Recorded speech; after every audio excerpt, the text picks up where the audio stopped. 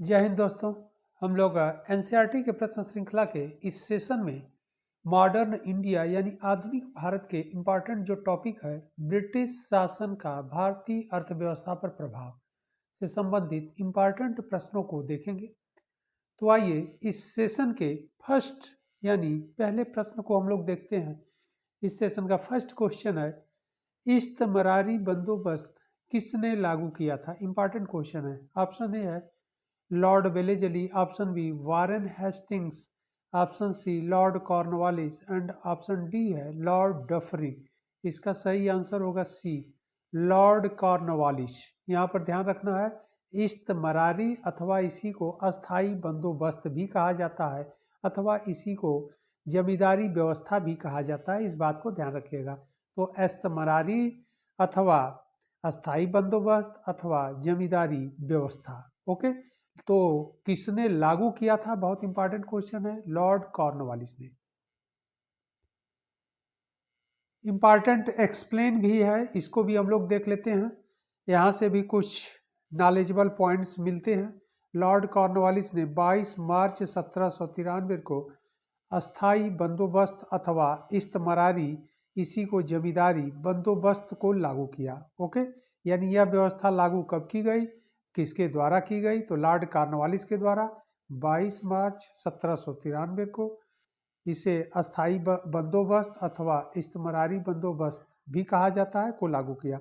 इसके अंतर्गत जमींदार को भूमि का स्वामी माना गया। दूसरा इंपॉर्टेंट पॉइंट हो गया कि इस व्यवस्था के अंतर्गत जमींदार को ही भूमि का ऑनर माना गया यानी स्वामी माना गया।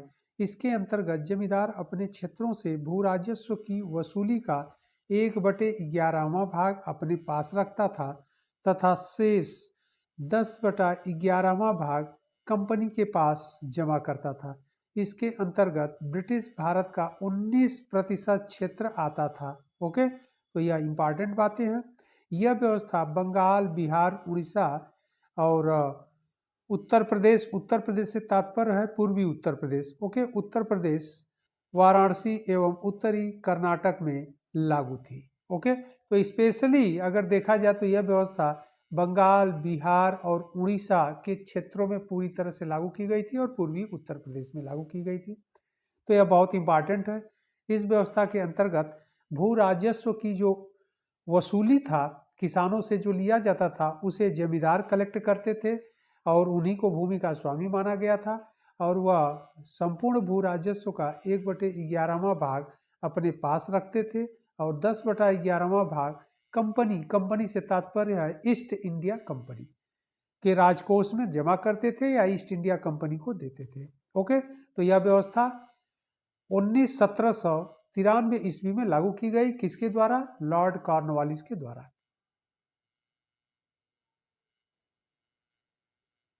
अगला प्रश्न है प्रश्न संख्या 2, क्वेश्चन नंबर 2।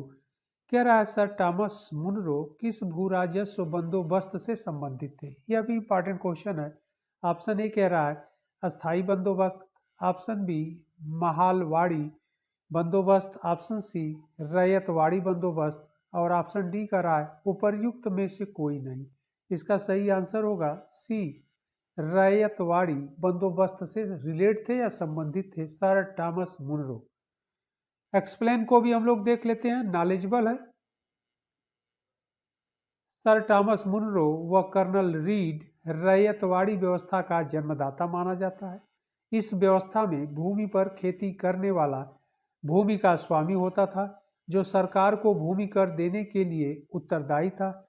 सर्वप्रथम कर्नल रीड ने 1792 ईस्वी में 1792 ईस्वी में मद्रास के बारामहाल क्षेत्र में लागू किया। ओके, भू राजस्व संबंधित आरंभिक प्रयोगों के पश्चात 1820 ईस्वी में इसे मद्रास, बंबई एवं असम के अधिकांश भागों में लागू किया गया। ओके, रैयतवाड़ी व्यवस्था में ब्रिटिश भारत का 51 यानी 51% क्षेत्र शामिल था। तो यह क्वेश्चन भी बहुत इंपॉर्टेंट है। एक्सप्लेनेशन भी नॉलेजेबल है, इसको अच्छे से आप लोग देखिएगा। ओके, रैयतवाड़ी व्यवस्था दक्षिण भारत में लागू की गई और सर्वप्रथम मद्रास के बारामहाल क्षेत्र में लागू किया गया। ओके, बढ़ते हम लोग अगले प्रश्न की ओर। क्वेश्चन नंबर 3, प्रश्न संख्या 3 कह रहा है महालवाड़ी व्यवस्था को किस क्षेत्र में लागू किया गया था?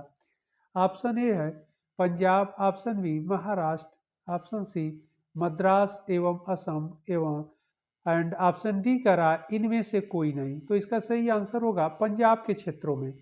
सबसे इंपॉर्टेंट क्वेश्चन है, बहुत कई बार आपसे एग्जाम में पूछा गया है। आइए इसके एक्सप्लेन को भी हम लोग देख लेते हैं। महालवाड़ी व्यवस्था का सूत्रपात सर्वप्रथम हॉल्ट मैकेंजी ने 1819 ईस्वी में किया। इस व्यवस्था में भूमि कर की इकाई कृषक का खेत नहीं अपितु ग्राम अथवा महाल होता था। ओके, यानी जो क्षेत्र था उसे महाल में बांटा गया था, जिसे ग्राम भी कहा जाता था, विलेज भी कहा जाता था। और महाल अथवा विलेज के लोग सम्मिलित रूप से भूमि कर देने के लिए उत्तरदायी होते थे। इसके अंतर्गत उत्तर प्रदेश से तात्पर्य है पश्चिमी उत्तर प्रदेश, ओके, और मध्य प्रांत और पंजाब आदि के क्षेत्रों में शामिल थे, आदि का क्षेत्र शामिल था। महालवाड़ी व्यवस्था ब्रिटिश भारत के 30% क्षेत्रों पर लागू थी। सन 1833 ईस्वी में मार्टिन बर्ड द्वारा पहली बार लगान तय करने के लिए मानचित्रों तथा पेंजियनों यानी रजिस्टर्स का प्रयोग किया गया। तो पहली बार रजिस्टर्स का प्रयोग किया गया और मानचित्रों का प्रयोग भी किया गया। तो बहुत इंपॉर्टेंट क्वेश्चन है। तो इस प्रकार 3 व्यवस्थाएं लागू की गई थी, जो है जमींदारी व्यवस्था और रैयतवाड़ी व्यवस्था और महालवाड़ी व्यवस्था। ओके, बढ़ते हम लोग अगले प्रश्न की ओर। प्रश्न संख्या 4, क्वेश्चन नंबर 4 कह रहा है निम्नलिखित में से कौन दादा भाई नौरोजी के धन के निष्कासन सिद्धांत यानी ड्रेन ऑफ वेल्थ थ्योरी में विश्वास नहीं करता था? ऑप्शन ए है बाल गंगाधर तिलक, बाल गंगाधर तिलक तो करते थे। ऑप्शन बी कह रहा है आरसी दत्त, यह भी करते थे। ऑप्शन सी कह रहा है एम जी रानाडे, यह भी करते थे। ऑप्शन डी कह रहा है सर सैयद अहमद खां, यह नहीं करते थे। ओके, इनका मानना था, सर सैयद अहमद खां का मानना था कि ब्रिटिश कंपनी के साथ रहने पर ही इस मुस्लिम धर्म के लोगों का या मुस्लिम लोगों का विकास होगा अच्छी तरह से। ओके, इसलिए वह इस थ्योरी में विश्वास नहीं करते थे। एक्सप्लेन को भी देख लेते हैं हम लोग। सर सैयद अहमद खां ब्रिटिश शासन के प्रति निष्ठावान थे। ओके, तो यहाँ पर क्या है कि ब्रिटिश शासन व्यवस्था के प्रति यह निष्ठावान थे। उनका मानना था कि अंग्रेजों के सहयोग से भारत में मुसलमानों के सामाजिक और आर्थिक विकास में सहायता मिलेगी। अतः वे दादा भाई नौरोजी के धन निष्कासन सिद्धांत यानी ड्रेन ऑफ वेल्थ थ्योरी में विश्वास नहीं करते थे। सर सैयद अहमद खान ने 1875 ईस्वी में मोहम्मडन एंग्लो ओरिएंटल कॉलेज की स्थापना की, जो 1920 ईस्वी में अलीगढ़ मुस्लिम विश्वविद्यालय के रूप में परिवर्तित हो गया। ओके, 1875 में इसकी नींव रखी। 1875 में उसका नाम था, प्रारंभिक नाम मोहम्मडन एंग्लो ओरिएंटल कॉलेज, और यही आगे चल करके 1920 में यानी 1920 ईस्वी में अलीगढ़ मुस्लिम विश्वविद्यालय के रूप में परिवर्तित हो गया। ओके, बढ़ते हम लोग अगले प्रश्न की ओर। अगला प्रश्न है प्रश्न संख्या 5, question number 5 poverty and un British rule in India नामक पुस्तक किसने लिखी? क्वेश्चन बहुत इंपॉर्टेंट है, कई बार एग्जाम में पूछा गया है। ऑप्शन ए है अमर्त्य कुमार सेन, ऑप्शन बी कह रहा है रमेश चंद्र दत्त, ऑप्शन सी है Gopal Krishna Gokhale and option D कह रहा है दादा भाई नौरोजी। इसका सही आंसर होगा डी, दादा भाई नौरोजी की यह पुस्तक है poverty and un British rule in India. Okay, explain को भी हम लोग देख लेते हैं। दादा भाई नौरोजी ने भारत की गरीबी के लिए ब्रिटिश आर्थिक नीतियों को उत्तरदायी माना। भारतीय धन के बहिर्गमन की ओर लोगों का ध्यान आकर्षित करने का प्रथम प्रयास दादा भाई नौरोजी ने ही किया। कालांतर में दादा भाई नौरोजी ने अपने कुछ निबंधात्मक लेखों जैसे poverty and un British rule in India 1867 में प्रकाशित किए और the wants and means of India 1870 यानी 1870 ईस्वी में प्रकाशित किए द्वारा धन के निष्कासन सिद्धांत की इन्होंने व्याख्या की। यानी ब्रिटिश सरकार के द्वारा या ईस्ट इंडिया कंपनी के द्वारा जो धन से भारत से धन का दोहन किया जा रहा था उसकी इन्होंने आलोचना की इन अपने पत्रों के माध्यम से। ओके, अगला प्रश्न है प्रश्न संख्या 6, क्वेश्चन नंबर 6। कराए असम में सर्वप्रथम चाय कंपनी की स्थापना कब हुई? Okay, first time tea company की स्थापना कब हुई? ऑप्शन ए है 1835 ईस्वी, option B 1837 and option C कह रहा है 1839 यानी 1839 एंड ऑप्शन डी कह रहा है 1841 1841। इसका सही आंसर होगा सी 1839 ईस्वी में। ओके, एक्सप्लेन को भी हम लोग देख लेते हैं। एक्सप्लेन कह रहा है 1833 ईस्वी का चार्टर अधिनियम इंग्लैंड में हुई औद्योगिक क्रांति का परिणाम था। इस अधिनियम के द्वारा चाय और चीन के साथ व्यापार करने का कंपनी का एकाधिकार समाप्त कर दिया गया। भारत में प्रथम चाय बागान असम में 1835 ईस्वी में लगाया गया और यहाँ उत्पादित चाय को लंदन में बेचा गया। जब कंपनी का चाय उत्पादन का प्रयोग सफल रहा तब कंपनी ने अपने चाय बागान का आवंटन व्यक्तिगत कंपनियों को कर दिया। इस कंपनी में सबसे पहली कंपनी असम चाय कंपनी थी जिसकी स्थापना 1839 ईस्वी में की गई थी। तो यह बहुत इंपॉर्टेंट है। देखिए यहाँ इंपॉर्टेंट यह है कि 1833 का जो चार्टर एक्ट था, अधिनियम था, इंग्लैंड में हुई औद्योगिक क्रांति का परिणाम था। उसके पश्चात ही इस चार्टर एक्ट को लाया गया यानी 1833 को, और इस अधिनियम के द्वारा चाय और चीन, यह भी बार बार आपसे एग्जाम में पूछा जाता है, चाय और चीन के साथ व्यापार करने का कंपनी से तात्पर्य ईस्ट इंडिया कंपनी के एकाधिकार को पूरी तरह समाप्त कर दिया गया। और यह भी बार बार आपसे प्रश्न पूछा जाता है। आगे कह रहा है भारत में प्रथम चाय बागान असम में 1835 में लगाया गया और यहाँ उत्पादित चाय को लंदन में बेचा गया। जब कंपनी का चाय उत्पादन का प्रयोग सफल रहा तब कंपनी ने अपने चाय बागान का आवंटन व्यक्तिगत कंपनियों को कर दिया। इन कंपनियों में सबसे पहली कंपनी असम चाय कंपनी थी जिसकी स्थापना 1839 ईस्वी में की गई थी यानी 1839 में की गई थी। ओके, तो बहुत ही एक्सप्लेन नॉलेजेबल है, ध्यान रखिएगा आप लोग। अगला प्रश्न है प्रश्न संख्या 7, क्वेश्चन नंबर 7। करा 18वीं शताब्दी के मध्य इंग्लिश ईस्ट इंडिया कंपनी के द्वारा बंगाल से निर्यातित प्रमुख पण्य पदार्थ यानी स्टेपल कमोडिटीज क्या थे? इंपॉर्टेंट क्वेश्चन है। ऑप्शन ए कह रहा है अपरिष्कृत कपास, तिलहन और अफीम। ऑप्शन बी कह रहा है चीनी, नमक, जस्ता और सीसा। ऑप्शन सी कह रहा है तांबा, चांदी, सोना, मसाले और चाय। ऑप्शन डी कह रहा है कपास, रेशम, सोरा, अफीम। इसका सही आंसर डी होगा। बहुत इंपॉर्टेंट क्वेश्चन है, कई बार आपसे एग्जाम में पूछा गया है। ईस्ट इंडिया कंपनी कपास, रेशम से तात्पर्य कच्चा रेशम, सोरा और अफीम ओके का भारत से यानी बंगाल से निर्यात करते थे। तो यह बहुत इंपॉर्टेंट क्वेश्चन है। एक्सप्लेन को भी हम लोग देख लेते हैं, नॉलेजेबल है। 18वीं शताब्दी के मध्य में इंग्लिश ईस्ट इंडिया कंपनी भारतीय वस्तुओं के व्यापार में प्रमुख प्रतिभागी थी जिसमें बंगाल निर्यातक वस्तुओं का महत्वपूर्ण स्रोत था। इन निर्यात की जाने वाली वस्तुओं में कपास, रेशम, सोरा और अफीम प्रमुख थे।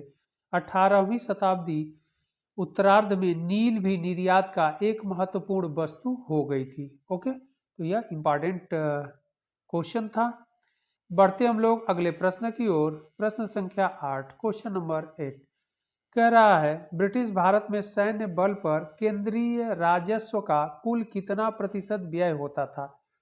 ऑप्शन ए कह रहा है 40%, option B 45%, option C 50% and option D 55%। इसका सही आंसर होगा ये 40%। एक्सप्लेन को भी हम लोग देख लेते हैं। सेना भारत में कंपनी के शासन की रीढ़ थी।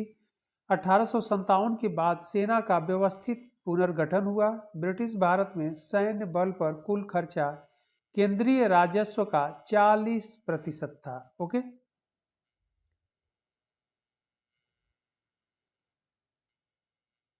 अगला प्रश्न है प्रश्न संख्या 9, क्वेश्चन नंबर 9। दक्षिण भारत में सिंचाई व्यवस्था का अग्रदूत किसे माना जाता है? ऑप्शन ए है Sir Arthur Cotton, option B Colonel Baird Smith, and option C कह रहा है Lieutenant Blane, and option D कह रहा है कर्नल रॉबर्ट स्मिथ।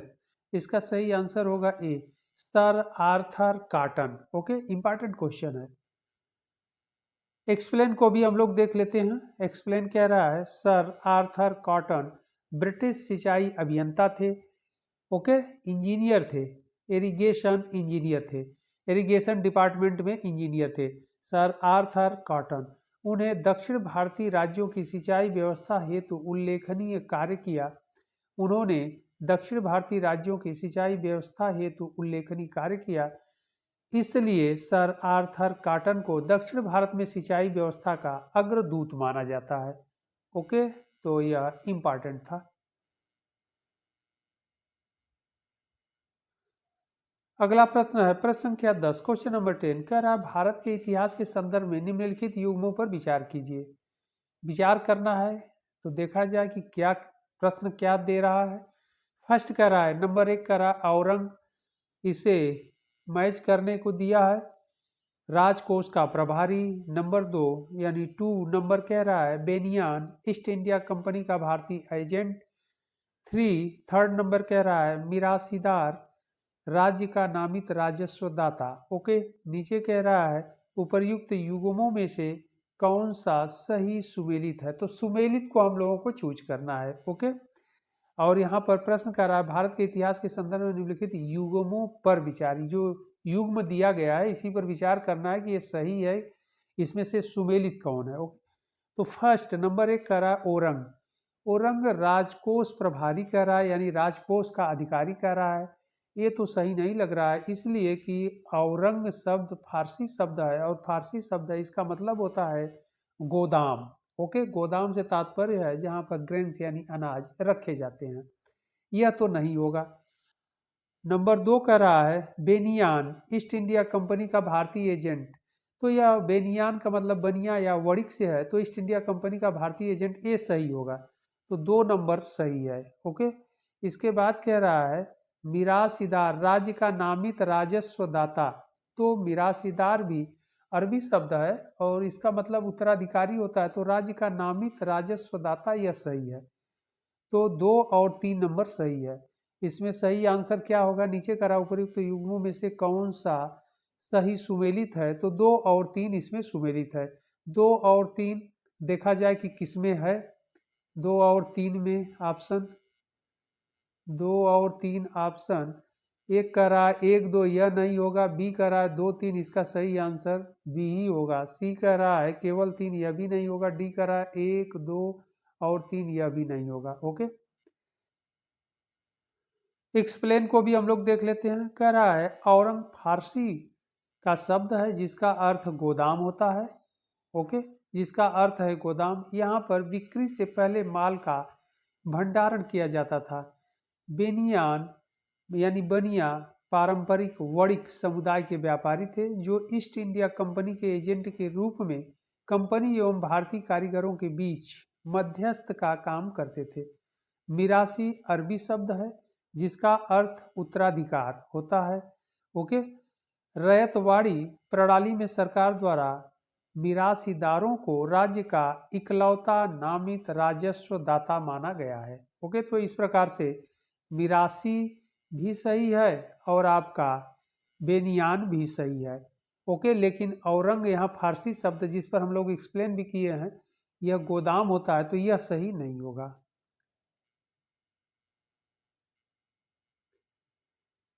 अगला प्रश्न है प्रश्न संख्या 11 कह रहा है अनुद्योगीकरण के संदर्भ में निम्नलिखित में से कौन सा कथन सही है। फर्स्ट कह रहा है नंबर 1 कह रहा है यह प्रक्रिया 1813 में आरंभ हुई, यानी प्रारंभ हुई।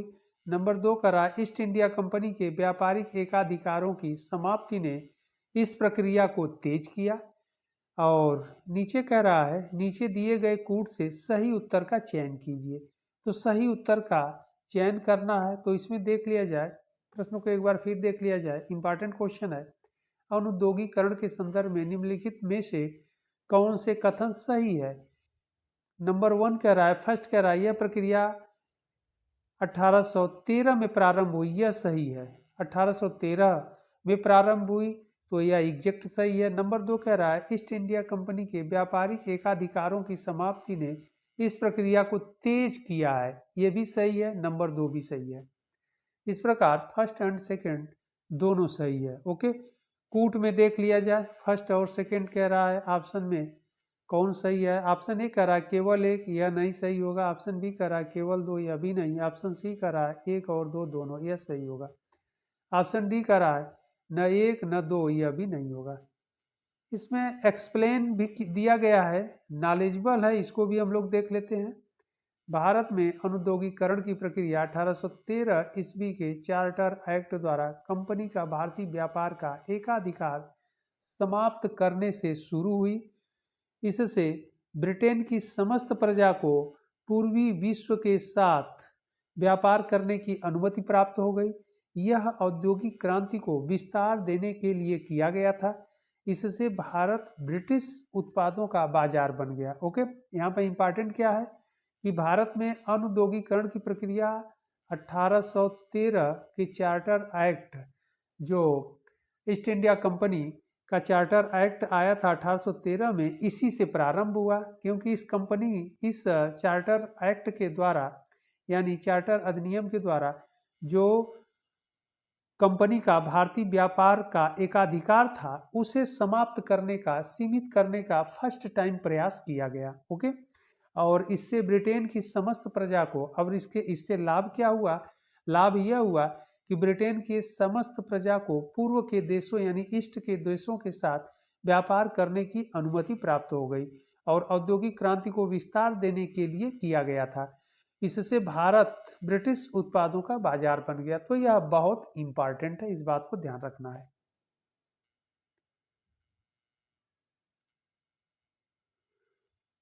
अगला प्रश्न, प्रश्न संख्या 12 कह रहा है शब्द इंपीरियल प्रेफरेंस का प्रयोग किया जाता था। ऑप्शन ए कह रहा है भारत में ब्रिटिश आयातों पर दी गई विशेष रियायतों के लिए। ऑप्शन बी कह रहा है ब्रिटिश नागरिकों द्वारा किए जा रहे प्रजाति भेदभाव के लिए। ऑप्शन सी कह रहा है ब्रिटिश हित के लिए किए जा रहे भारतीय हित के दमन के लिए।